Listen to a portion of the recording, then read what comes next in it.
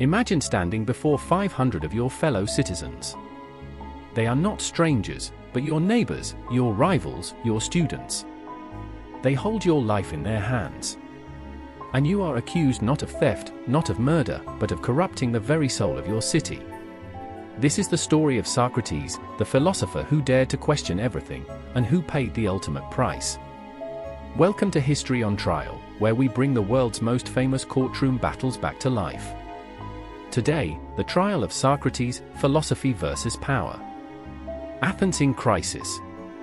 Athens in 399 BCE was a city scarred by war. The Peloponnesian War had ended in humiliating defeat at the hands of Sparta. Its once mighty empire had crumbled. Its democracy had been overthrown by oligarchs, then restored again in blood and bitterness. The people were weary, suspicious, and desperate for stability. Imagine the atmosphere, the streets of Athens still echoing with the memories of civil strife. Families divided by politics. Citizens haunted by famine, plague, and betrayal. In such a fragile climate, voices that questioned authority were seen not as harmless, but as dangerous. And no voice questioned more relentlessly than that of Socrates. He was not a politician, not a general, not a poet. He was a man who walked the streets of Athens, barefoot, unkempt, stopping citizens in the marketplace, asking them what they believed, and then dismantling their answers with relentless logic. Picture him in the Agora, a circle of young men gathered around, eager to hear him challenge a wealthy merchant, a proud general, or a self-proclaimed wise man. Socrates would ask simple questions. What is justice? What is courage? What is piety? And with each answer, he would peel away assumptions until nothing remained but uncertainty. He embarrassed the powerful. He unsettled the comfortable. He inspired the young to think for themselves. And for this, he was accused of corrupting the youth and disrespecting the gods of the city. But were these charges truly about religion and morality? Or were they about silencing a man who dared to challenge the foundations of power? The accusers, Meletus, Anytus, and Lycon, stood before the jury and painted Socrates as a corrupter, a dangerous influence. They claimed he introduced new gods, that he mocked tradition, that he led young men astray. But beneath their words lay deeper fears. Socrates had taught men who later betrayed Athens. Alcibiades, the brilliant but treacherous general, had once been his student.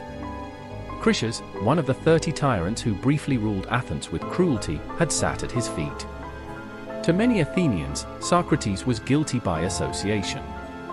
He had questioned the very leaders who now sought to restore order. To them, he was not just a philosopher, he was a threat. And so the trial began.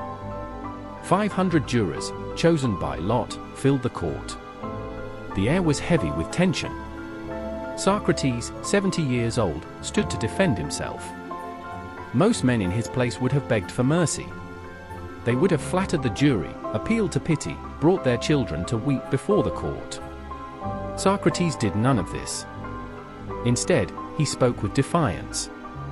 He declared, "Men of Athens, I honor and love you, but I shall obey God rather than you, and while I live and am able to continue, I shall never give up philosophy."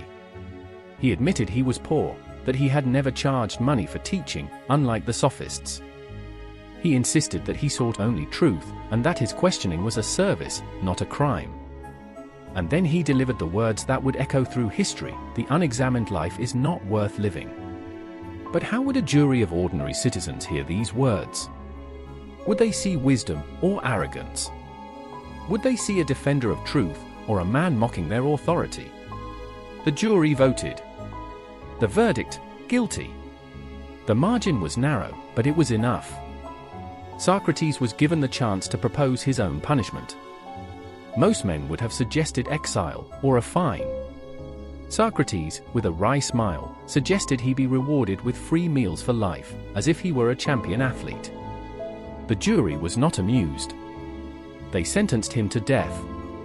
And so, the philosopher who had spent his life questioning others now faced the ultimate question himself: how to face death.